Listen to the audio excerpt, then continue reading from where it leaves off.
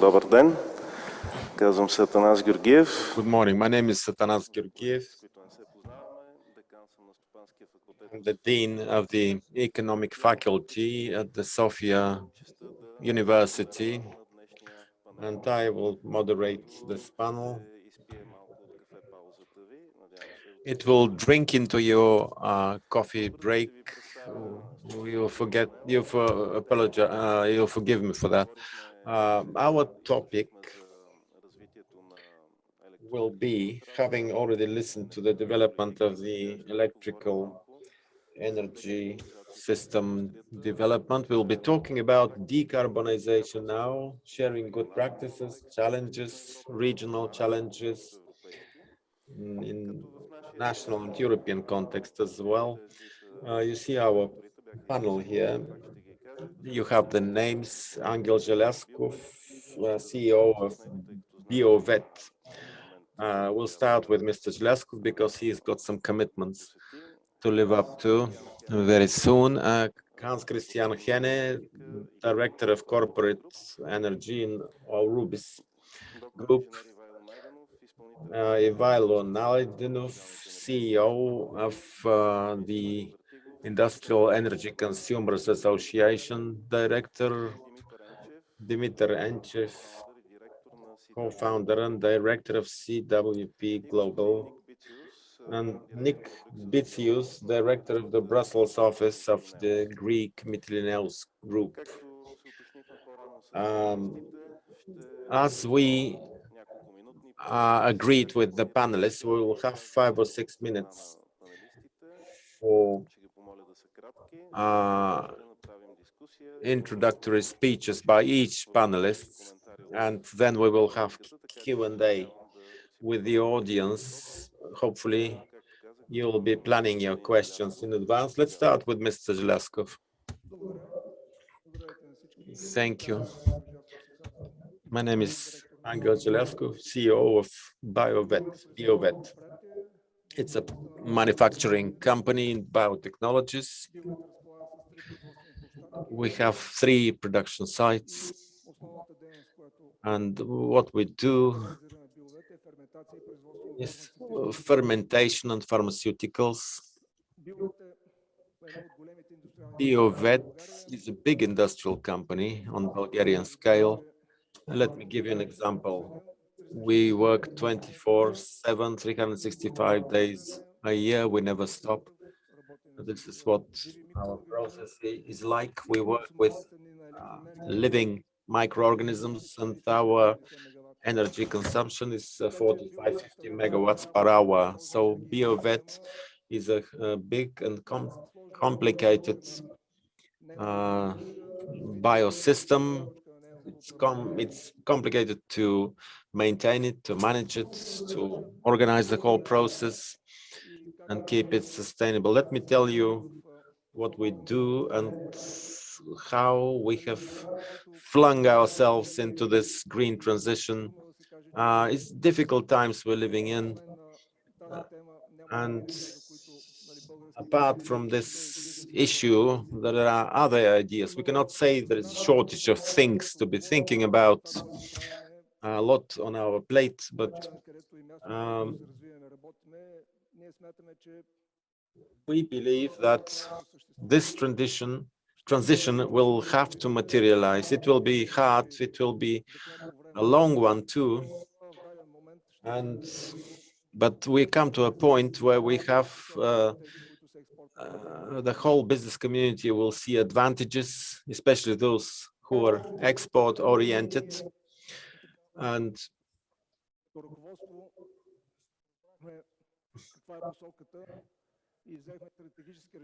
we have taken a few strategic decisions to develop alternative energy sources.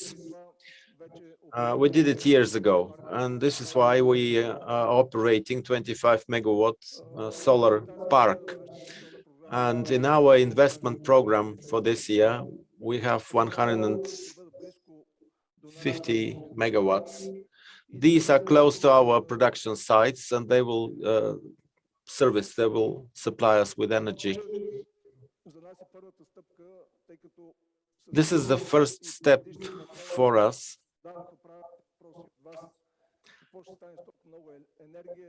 What is going to be done with so much energy? How are we going to manage it? Certainly, a few years away, there will be surplus of energy during the day when the sun is shining. So those of us who invested in their own energy production, we will see the benefits from this investment. Everybody else will have to be thinking about what they will do with this energy. And we are planning our next steps, how our daytime energy is going to be stored or converted in order to be used for the rest of the day, of the night. And we have to invest, we have to manage in a smart way. You have to be thinking about the dark part of the 24 hours. We can store it in batteries, we can do hydrogen, we can find other solutions as well. Because being a company with different production activities, we run the gamut. We have a whole range of, we need cool, we need hot water, we need steam as well. And there are ideas how to transform the solar energy into other energy sources, energy carriers to be used throughout the rest of the day. There are cauldrons, for instance, boilers which can work with hydrogen, with electricity, and this kind of boiler gives you flexibility and the opportunity to use different types of energy. Also, we have a very well developed gas pipe system. And together this with methane and hydrogen, this mix, we can use this and in some of our facilities. This was a brief outline of what we do and the way we think. And I can field your questions if you have any. Thank you.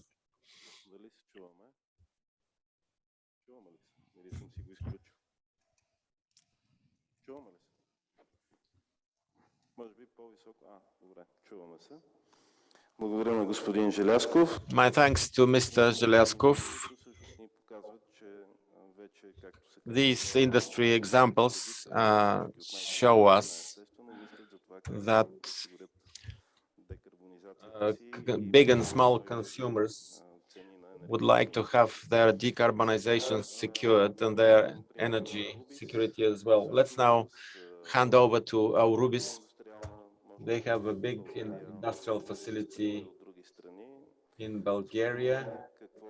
Mr. Henne, what works in Germany? What is working in Germany, in the Bulgarian market? What examples and best practices could you provide from your experience? Okay, thank you very much for the invitation. Always a pleasure to be here in Bulgaria. I'm Hans-Christian Henne from the company Aurubis, from the headquarters in Hamburg, but also supporting here our colleagues in Bulgaria. This is one of our largest sites. To give you just a small overview about Aurubis, so we are the second largest copper producer in the world, largest copper recycler in the world. And besides all the copper, we are producing precious metals there in the recycled material, but also in the ores that we are processing, meaning we are producing up to 50 tons of gold per year, up to 1,000 tons of silver per year. And what's very interesting by this is we have direct and indirect CO2 emissions of 1.5, 1.6 million tons per year. But if you produce all the precious metals by their own in the usual way, this would be more than 3.5 million tons of CO2 additionally that are catched with our operational units on our processes already. we have targets. We have also CO2 reduction targets, climate sustainability targets to reduce by 50% until 2030, based on 2018. And we would like to be decarbonized just before 2050, meaning sometime in the 40s. We are pretty far.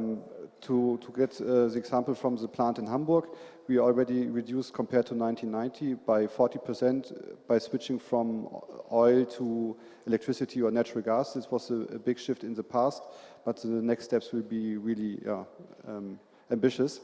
And to give you an example for the Bulgarian plant here, it's really high electrified. So 80% of the electricity, energy demand is electricity, and therefore only a small part is fossil fuels still that have to be decarbonized. We started recently in the last year with first tests of hydrogen as a reductant in the anode furnace, meaning we have a copper oxide there, and to remove the oxide from the copper to get the purity, you can use natural gas, but you can also use the hydrogen. So it's not burned, it's a chemical use of there and more efficient than burning hydrogen. Therefore, we choose this part of the company, of the operations, to start with the tests. But we see it's only a small part, and also this part is changed to hydrogen is very expensive, meaning 3 to 4 times we are paying 3 to 4 times more for the hydrogen compared to natural gas, even on the high prices. Because the problem is the green hydrogen is linked to electricity, and electricity is linked to natural gas at the moment. And that's really a pity, especially when we look at the Bulgarian market. It was mentioned before. You have a very good electricity mix. You could be independent. Okay, a part is fossil, but only a really small part is based on natural gas. But your prices are set by natural gas, meaning the price is more than double high that it could be if you have the average. Or I think I don't have the exact numbers, but it's much less than the market prices that we see at the moment.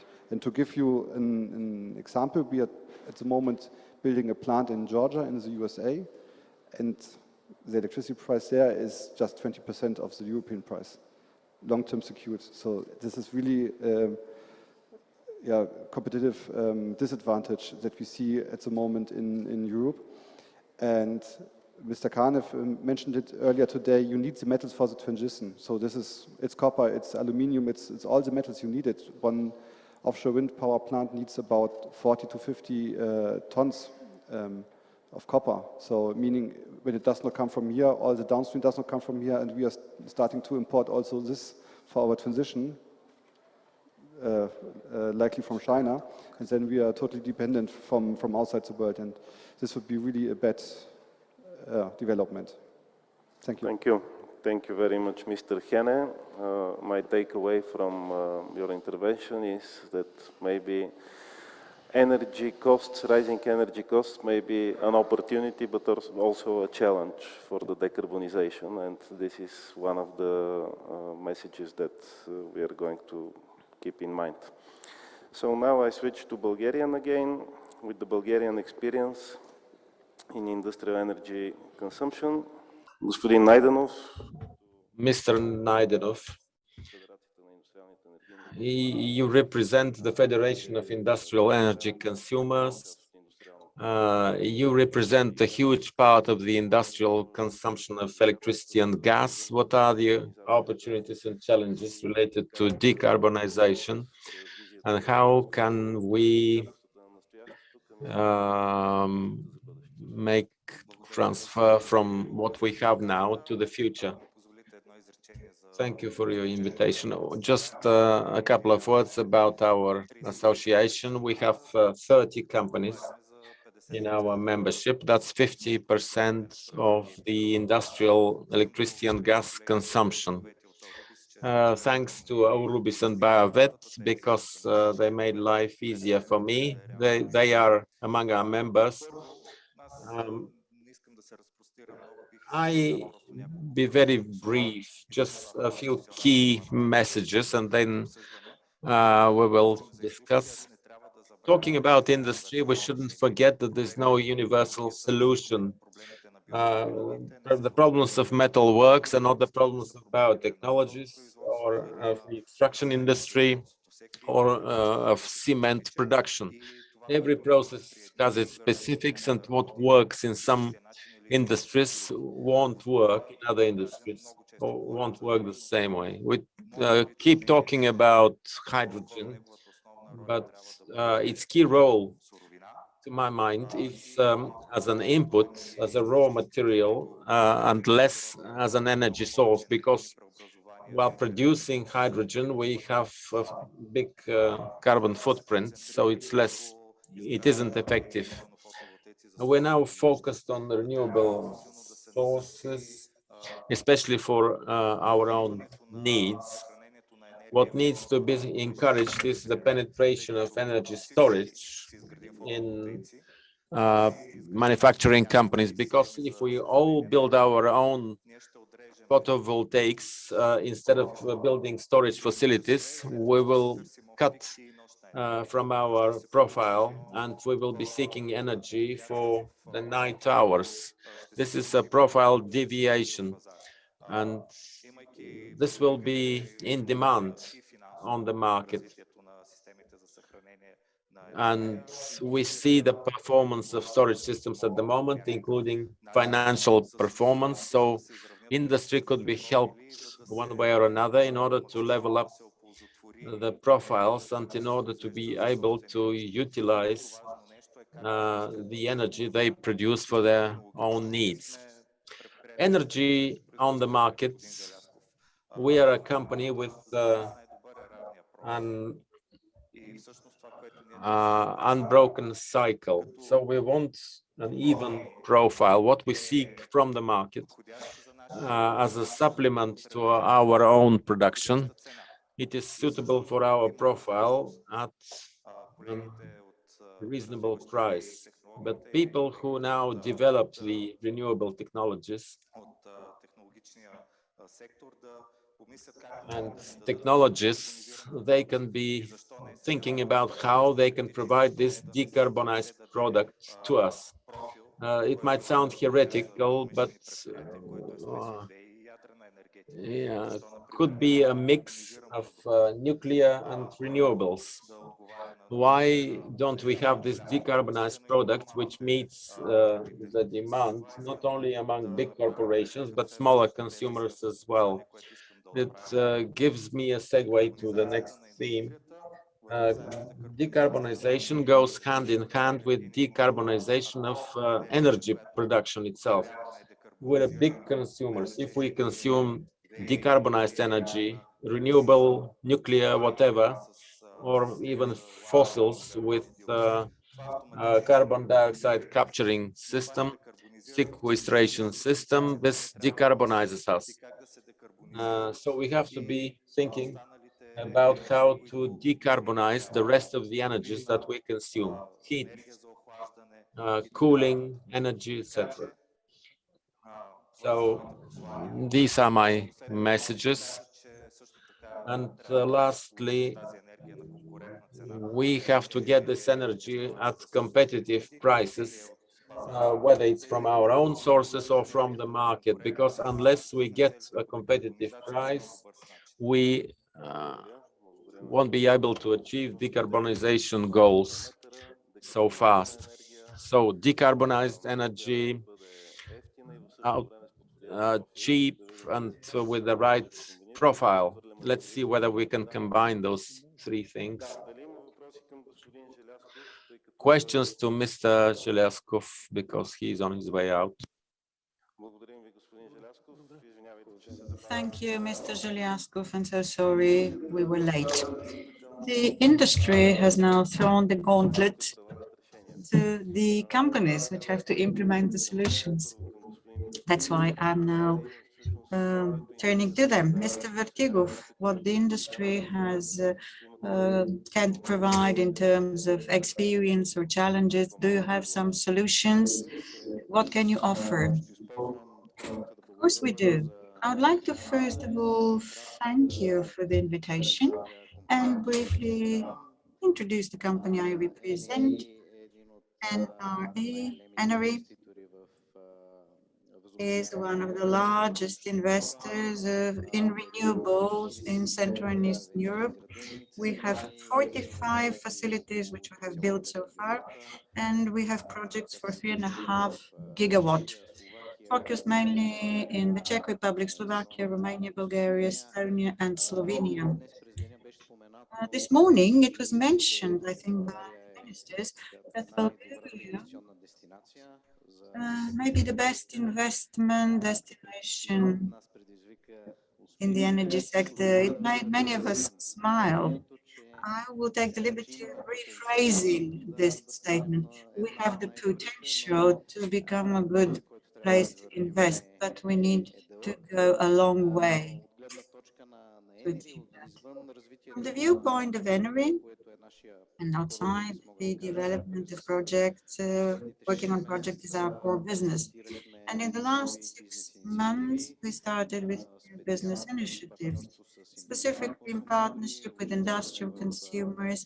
We took part in building on-site projects in Bulgaria, Czech Republic, and Romania. We use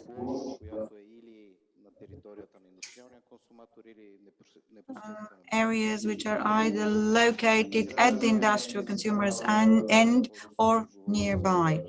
We build photovoltaic facilities and we conclude a long-term buyback contract at a set price. These projects, up to a point, allow us to address the needs of the industry on the 3 issues which you just mentioned. However, we by no means succeed to make the profile less steep and generate low carbon energy with a profile which can meet the consumption needs of the respective client. In other countries, practically in all our projects, we plan also storage facilities. In Bulgaria, unfortunately, it was mentioned on several occasions today that legislation is still in the pipeline. So we hope that this process can give us a chance to provide some best practice. Some of the projects where we work on, and which are at the most advanced stage, in the next 2 weeks, we are going to send out various industrial and business consumers an offer to provide a long-term predictable project which we can supply.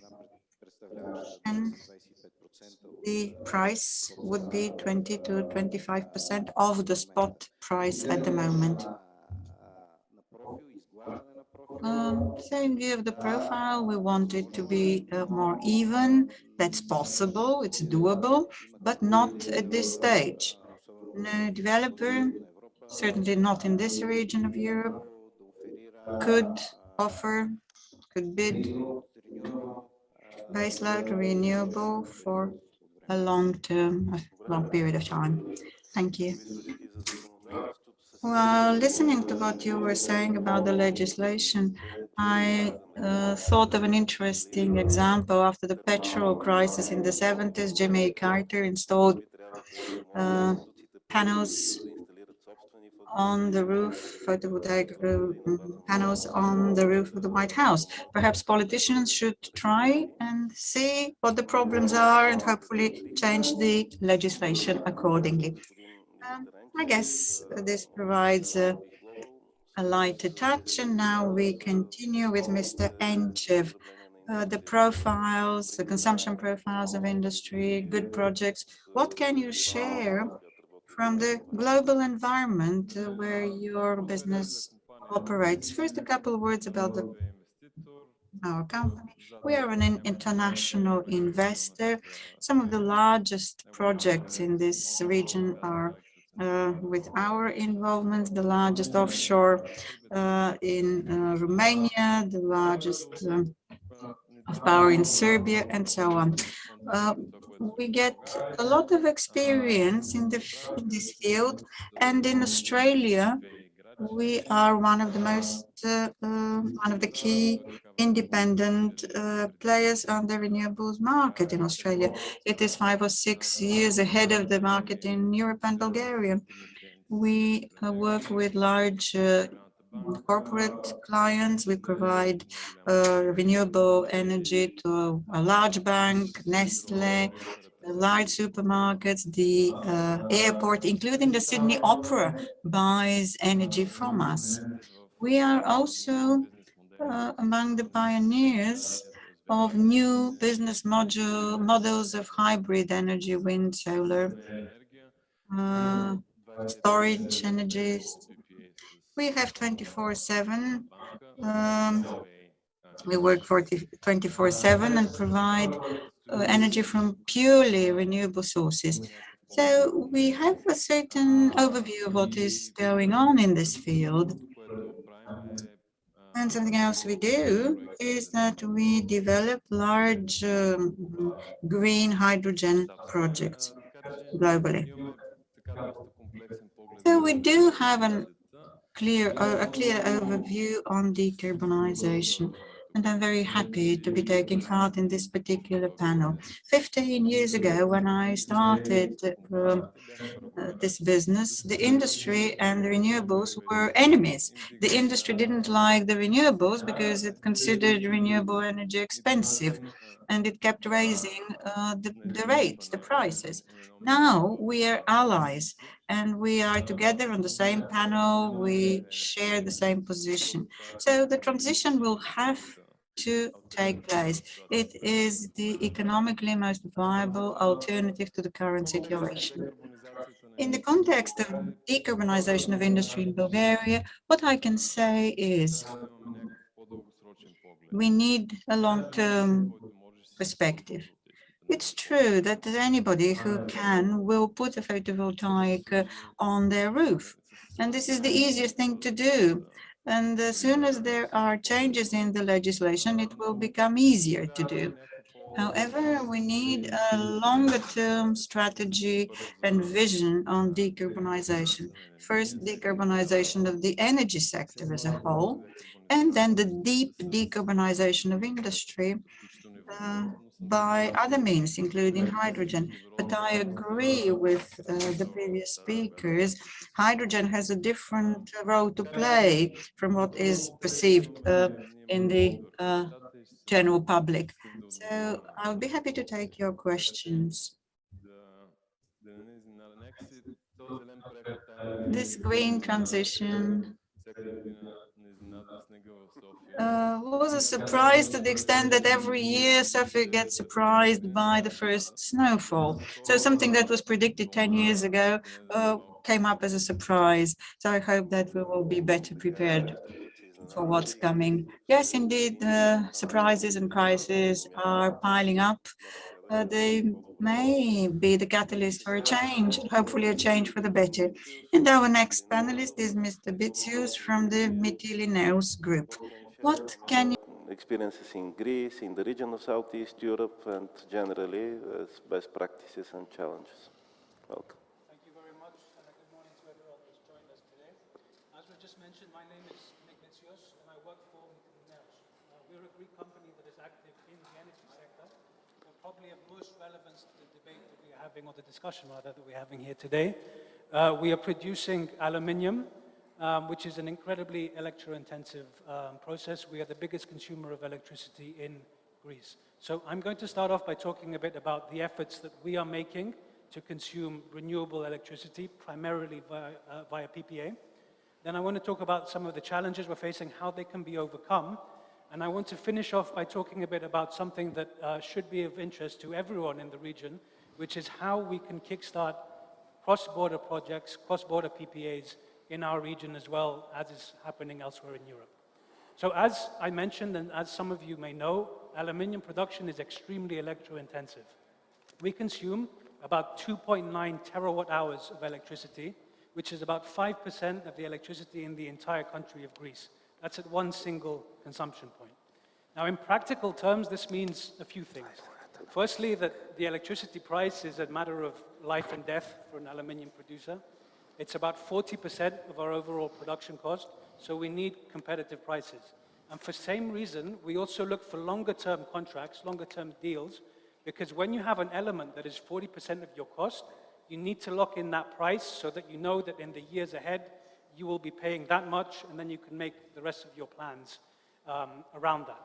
So then if we look at these two elements that I just mentioned, firstly, low power prices, and second, long-term contracts, and we also throw in what we're discussing today, the need to decarbonize our power supply, then I think you can quite easily begin to see the crucial role that PPAs can play in the decarbonization in industry over the coming years. And if we look specifically at the cost aspect, which is probably where we still have some remaining barriers that we have to work on, I would say that we're almost there. We've had a remarkable decrease in the cost of renewable projects over the past 5-10 years. And I would even say that we've reached a point where it is not anymore the cost of the electricity itself that is the problem, but rather the cost of shaping this, of sleeving it in order to match the industrial demand, which is usually baseload. So here, a few of the previous speakers have alluded to this. We need further developments in storage. We need more flexibility in the system in order to decrease these costs and to solve the problem. And in Greece, we've actually developed a scheme that is planned to tackle exactly this barrier, to overcome it. It's called the Green Pool, and it is based around the concept of aggregation of different renewable sources across the country, wind, solar, in order to try to flatten out the supply profile as much as possible. This has been notified to DG Comp in Brussels. We're waiting for their response. Hopefully it gets approved, and if it does, it can be replicated in other countries as well. But as I said previously, I want to finish off by talking a bit about the potential for cross-border PPAs as well. This is something that is already happening across much of Europe, not so much here. And the key issue is how you import this electricity so that you can then consume it in your own country. Now, if you look at other regions of Europe, this is often done via financial products. It's done virtually. We've looked into this a bit in our region. We're still some way off because the differences between the power markets from country to country in our region are a bit larger than they are elsewhere. But you can, of course, also import this electricity physically by booking the capacity at the interconnector. Now, the problem that we have here is that at the moment, if you go and you try to do this, the longest period of time that you can get the capacity for is just 1 year. So if you go and you book, if you sign a PPA, let's say, with a 10-year duration, and then you go to book the interconnector capacity, you can only get it for the first year of the PPA, and then you're exposed for the remaining 9 years, and the risk there is far too high, and it's a big barrier to actually signing this PPA. Now, we can solve this, I would say, fairly easily by introducing longer-term products at the interconnectors, be it 5, 10 years maybe. This is something that is being discussed quite a bit already in Europe. ACE suggested in the recent report. DG Energy is looking into it as well. You would have to do it, of course, in a way that does not overly distort the cross-border trade, but maybe you could set aside a 10 or 20% of the capacity for this purpose and find a good middle ground there. That's all for me from now. Thank you very much. Thank you very much, Mr. Bitsios. Thank you. So we have some time for questions and discussion, I guess, and we open the floor here. If имате въпроси. Questions? No? But please come closer to the microphone and introduce yourself. Good morning. Petkov from Enery. My question is to Mr. Vartigov. In view of the investments you're considering and this proposal you mentioned, could you please specify how do you plan to sell energy, when, how, and so on? We would like to hear more about it. Thank you. This is a project which is at a rather advanced stage. We are constantly communicating with Mr. Tsachev from the power system operator. We are finishing with the design of the substation. We have a very clear vision of this project, the COD. We know when power will go to the grid. The product we plan would be a solar profile for a period of 7 to 10 years. To a certain degree, this would provide some predictability to potential buyers. Naturally, the price would be attractive, but it's identical, it's similar to what other developers offer as well. We plan the process to get started in 2 or 3 weeks. Solar profile, same amount for the next 10 years. Thank you. Any other questions, comments? Mr. Gazdov?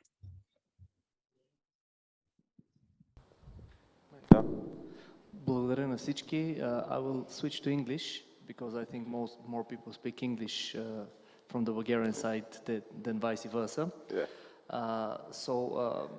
My question is to Mr. Bitsios, because you represent a holding company which owns different businesses. You spoke a lot about aluminium, which I found extremely interesting, but I remember that a couple of years ago, you also announced the first long-term PPA in the region in Greece with, if I'm not wrong, Metka EGN, which is part of the holding structure.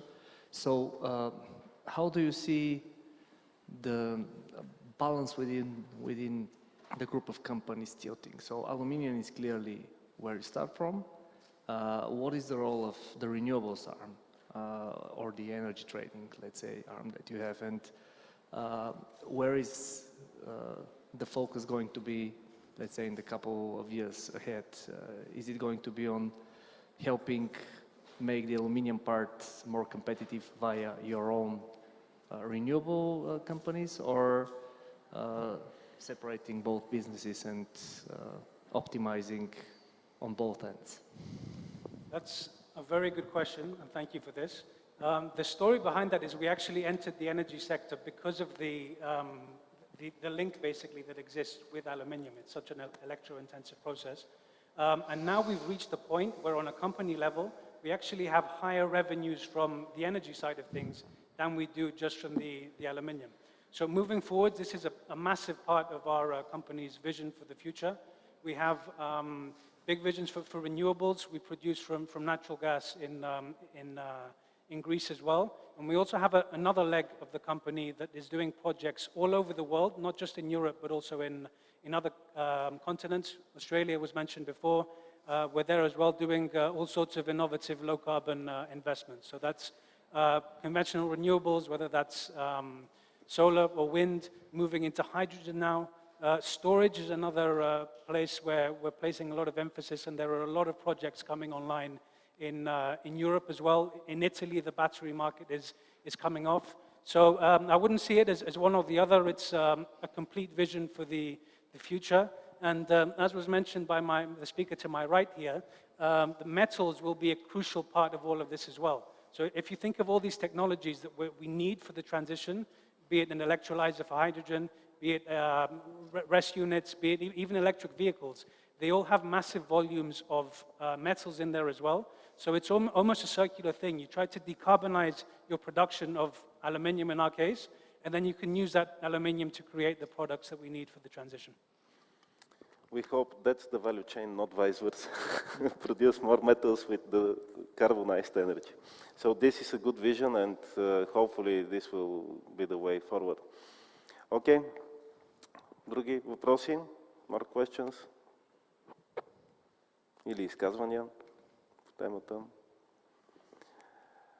I have one question to all panelists, and it's related to innovations. We know that project finance usually steps on a proven technology. So do we expect innovations, new technologies to be the way forward and to provide new solutions? Or are we going to step on the current ones and maybe find new regulatory, legislative or financial instruments to support existing technologies? I will start from the energy engineer and move on. Well, in български. As our colleague from Greece said, that they turned themselves from metallurgical company to energy company. More or less, we are becoming energy enterprises as well. We start investing in our own generation. We operate grids, so on and so forth. Maybe we should be expecting that in a few years we need to invest in research and development, but that's not a standalone thing. We need good educational and scientific infrastructure in Bulgaria because we need it, first of all, to create the people that are going to work in our companies, to educate the people that are going to work in the energy companies, to educate the people that are going to develop the networks. That is the green transition is more or less a knowledge-based transition because technology development is based on knowledge and on scientific breakthroughs and on very well educated and motivated people that are motivated to stay here nonetheless. So maybe we should start by solving this part of the equation, and I'm not speaking about only about higher education, but the vocational studies as well are very important to support this. They lay the groundwork for the technical development in all fields. So maybe we should start developing this part of the solution as well, and maybe that could be an idea. It's been an idea for several years now, but why not make an energy education and science and development forum in Bulgaria as well? All of the stakeholders are here. So Thank you. Thank you. And we are in Sofia Tech Park in one innovator named hall, John Atanas. Maybe that inspired the question a bit and the answer, please. So I fully agree. I'm going to give a slightly different answer, different perspective, and it's going to be a little bit long-winded, so I apologize. On getting people to be inspired and to go into the energy transition, we actually have a different activity, investment fund activity, post-scriptum, which invests in energy transition technology. And I always talk about the opportunities that lie ahead, right? This is the biggest transformation since the Industrial Revolution. You're going to see literally $4 trillion if the world's ever going to decarbonize, $4 trillion a year until 2050. This is the biggest economic and career opportunity since, forever. And we do need to get ready and get people ready and inspire people to go into that direction. Is very important. But going back to your original question, right, innovation. And I think we don't really need any new technology, right? To decarbonize Bulgaria, you just need wind and solar, right? You need a little bit of investment in the grid. You need a little bit of battery storage. But you need to add lots of wind and solar, which is it's the cheapest, it's vanilla, it's not very complicated to install, it's quick, right? So you don't really need any breakthrough technologies to decarbonize almost completely by 2030. What you do need is a way to finance these new business models, right? Because in this brave new world of subsidy-free renewables, organizing the offtake, it's actually very complex, right? Very few developers can manage that complexity, managing the profile, taking the cannibalization risk, setting up the PPA and the credit issues and all of that. This is very different than getting a feed-in tariff from a government and going to your bank and saying, please, loan me 80% of my capex, right? So the issue here is financing these new business models. And this is where actually the government could step in, because corporate PPAs are great, but let's face it, there are very few corporates that actually are big enough and can manage this complexity and can actually procure and take a view for 10 years forward, right? So that's going to be maybe 10% of the market, maybe. What do you do with the rest? Well, this is why you do need government policy to step in the middle. I think in the previous panel there was talk about CFDs.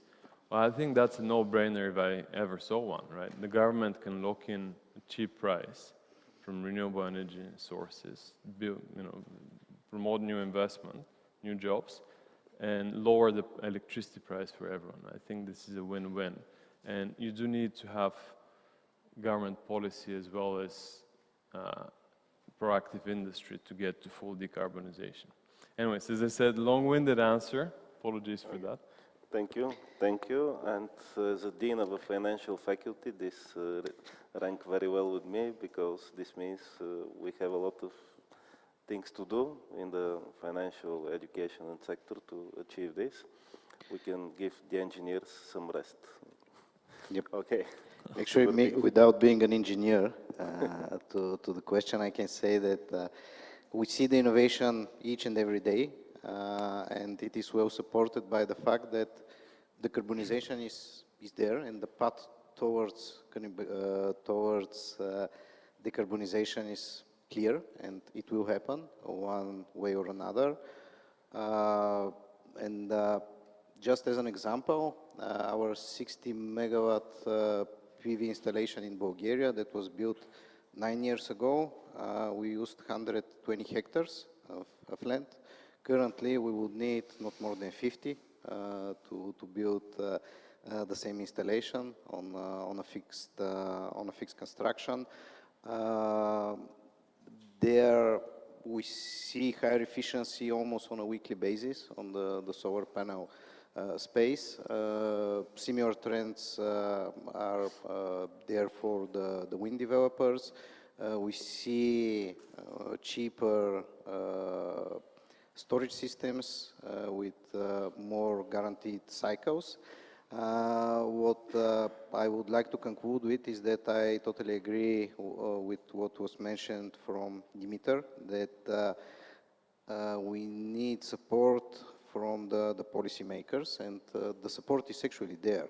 There are channels that can be utilized in order to support investments in storage facilities, for example, in hydrogen production in Bulgaria.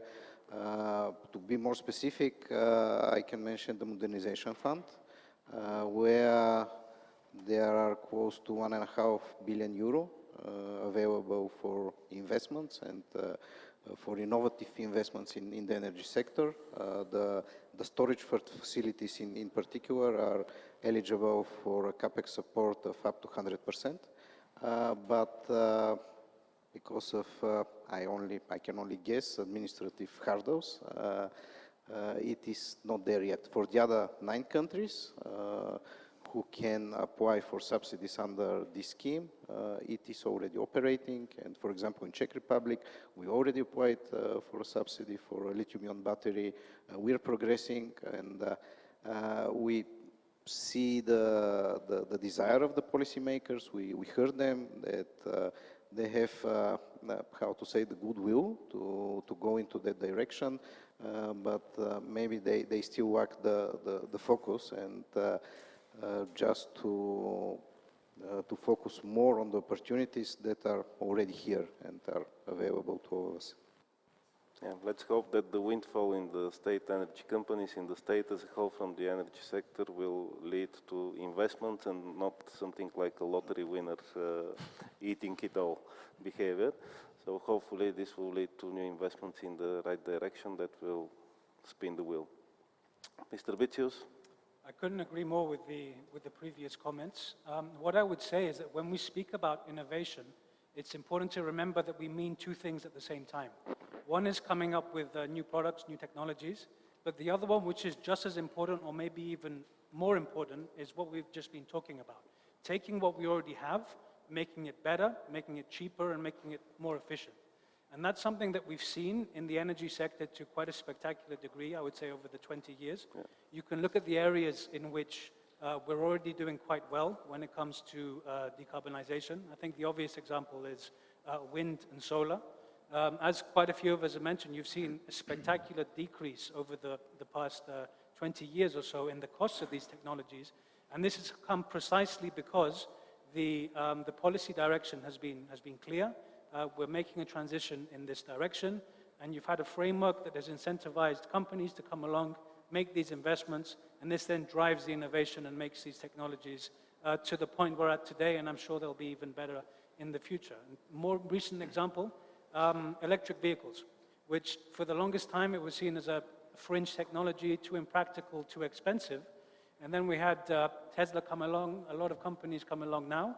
Still some issues to iron out, but it's starting to become a really attractive option for a consumer to come along and buy this technology as well. So we need to look at the other areas we need to focus on. I would agree with the previous speakers that we already have a good idea where we're at. We'll need some decarbonized fuels. We think hydrogen can play a very important role there. You need carbon capture and either storage or use with the emissions that are completely unavoidable. That will require some levels of innovation. But by having a clear direction, incentivizing these investments, they will become better in the future. Thank you. Thank you very much. And Mr. Henne? Yeah. When it comes to innovations, so we implemented in our strategy all the decarbonization targets, meaning every new project will be rated and will be judged also under decarbonization points. But also what we are making is going through every operational unit, other than, for example, aluminium or steel, where you have usually one big plant that you have totally to change. We have several operational units. Our largest operational units are emitting 20,000 tons of CO2. It's Mickey Mouse amounts. But then we have 5, 6 of them investigating what can we do. Can we use hydrogen? Can we use electrification? Can we use ammonia or synthetic fuels? Meaning in the end of the day, it's a trade-off between the efficiency, meaning if you use ammonia or hydrogen, you lose a third to 50% of the energy of the electricity is produced. But if you have direct electricity production, what about the storage? What is in the night without wind? And this is a big pity. The colleagues are working on this, making business plans, asking me, what can we expect in 10 years or 20 years power prices? I just can say, I don't know the power prices for tomorrow, to be honest. And to get these innovations, we have to get the clarity about the prices and competitive prices.